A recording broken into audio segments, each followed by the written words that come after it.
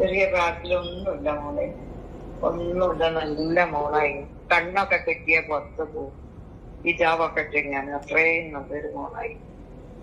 വല്ലാത്തൊരു വിഷമം തട്ടിപ്പോയി നമ്മക്കൊക്കെ, ഈ നാട്ടിലുള്ളവർക്കൊക്കെ വല്ലാത്ത വിഷമം തട്ടിപ്പോയി. കാരണം അത്രയും പൊന്നു പോലെ നോക്കിയെടുത്തൊരു മോളം.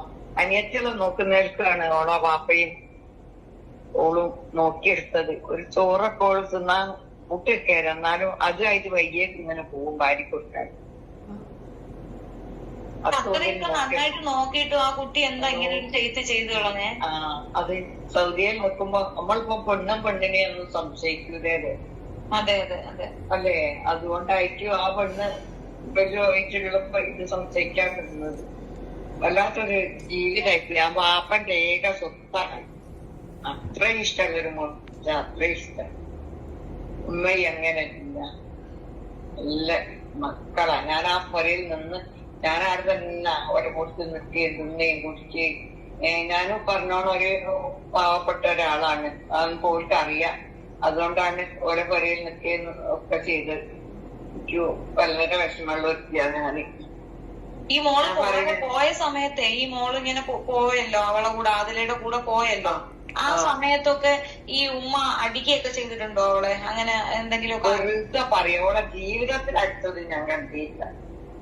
ഉപദ്രവിക്കൊന്നും ചെയ്തിട്ടില്ല. ഒരിക്കലും ചെയ്യുന്ന മോളല്ല. ചെറിയ മോളെന്ന് വെച്ചാൽ ഞങ്ങളെ ജീവനാണ്. ഒരിക്കലും അങ്ങനത്തെ ഒരു സംഗതി ചെയ്തില്ല. കാരണം ഓർക്ക് ചെയ്യുന്ന അറിഞ്ഞോടാ മക്കളെ തല്ലുന്നൊന്നാണ്. അത് ശരിയാണല്ലോ, കൂടെ നിന്നാ നിങ്ങൾക്ക് അറിയാല്ലേ അവര് പറയുന്നത്. എന്ത് നല്ലോണം നോക്കിയെടുത്ത ഓമനെ മക്കളാന്നറിയാം എല്ലാരെയും. ഞാനാണ് സ്വന്തക്ക് തന്നെ ഒരു ഉമ്മയുടെ സ്ഥാനമാണ് ഞാൻ. എനിക്കിപ്പോ അതൊക്കെ വിചാരിക്കുമ്പോ കുട്ടിയും പോയി ചീത്തറിയും. സ്വന്തം അമ്മനെ പറ്റി വേണ്ടാത്ത കാര്യങ്ങൾ ഇങ്ങനെ പറഞ്ഞിട്ട് ആൾക്കാർ പറയാണ്. എന്തിനായിട്ടില്ലേ ഈ മക്കളെ നമ്മൾ പോറ്റിയെടുത്ത് തോതിലയച്ച് മക്കൾ ഇങ്ങനെ പറഞ്ഞുണ്ടാക്കുന്ന ഒരു ഉമ്മമാര്. ഇവളൊക്കെ അല്ലേ ഹിജാബൊന്നും ഇടാണ്ട് ഈ നല്ല കണ്ണും കെട്ടിയല്ലാണ്ട് ഈ ചെറിയ മോളും പുറത്തിറങ്ങിയതാണ്. ഒരേ വന്നാ പിന്നെ നൈച്ചൊക്കെ ഇട്ട് നല്ല ഒരു ഇതിൽ നോക്കുക. എല്ലാം പുറത്ത് പോവുകയാണെങ്കിൽ അന്നപ്പോ എല്ലാം ഇട്ടിട്ട് കണ്ണിന് കെട്ടിയിട്ടാണ്. അതുപോലെ ചെന്തായി മക്കള് രണ്ടും മാണം. ഒരു ദിവസം ഞാൻ പറ്റിച്ചോളി ഡ്രൈവിംഗ് അടിക്കാൻ പോകപ്പെട്ട ആൾ തന്നെ ഓരോ കൊല്ലെല്ലാം പോയതാ. അപ്പൊ ഞാനിങ്ങനെ പോരും ഓലാണ്.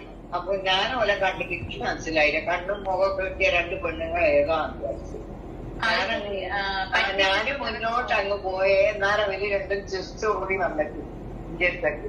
ഞങ്ങളങ്ങനെ കണ്ടിട്ട് അറിഞ്ഞില്ല. ഞാൻ പറഞ്ഞു അയച്ചാ ഒരു നല്ലൊരു കുടുംബമാണ്.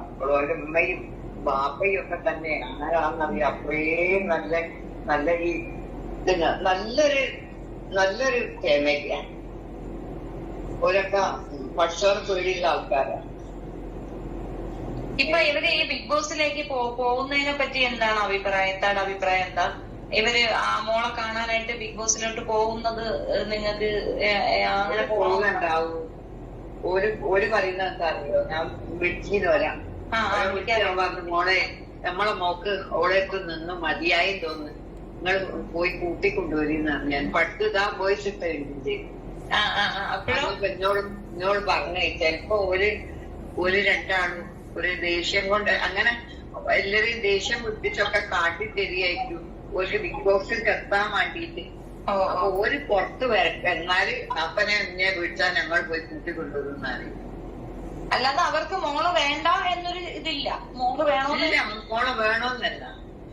അത്രയും പൊന്നാല കുട്ടികളുടെ മക്കളെ മാണ്ടാന്നോ അത്രയും ഇതെന്ന് വെച്ചാൽ ആ വാപ്പന്റെ ജീവന് ശ്വാസമായിട്ടുണ്ടെങ്കിൽ മോളാ. അത്രയും ഇപ്പം തന്നെ ആടാ പോയിട്ട് ആ ഓരോ പീഡിയൊക്കെ വരെ ഓളെ പേരാട്ട്. അവളോട് ഒരു പ്രത്യേക ഇഷ്ടമാണ്. അല്ല, ഒത്തിരി കാലം കഴിഞ്ഞുണ്ടായ കുഞ്ഞല്ലേ ആ സ്നേഹം. അതെ, ഓളെല്ലാം എന്തെല്ലാം അവള് പറയുന്ന സ്വന്തം അമ്മനെ പറ്റി വൃത്തി കേട്ട വാക്ക്. എനിക്ക് അങ്ങനെ കിട്ടിയാണ് മുക്ക അടിച്ചു പൊട്ടിക്കാനായിട്ട് തോന്നുക. അത്രയും വിഷമം.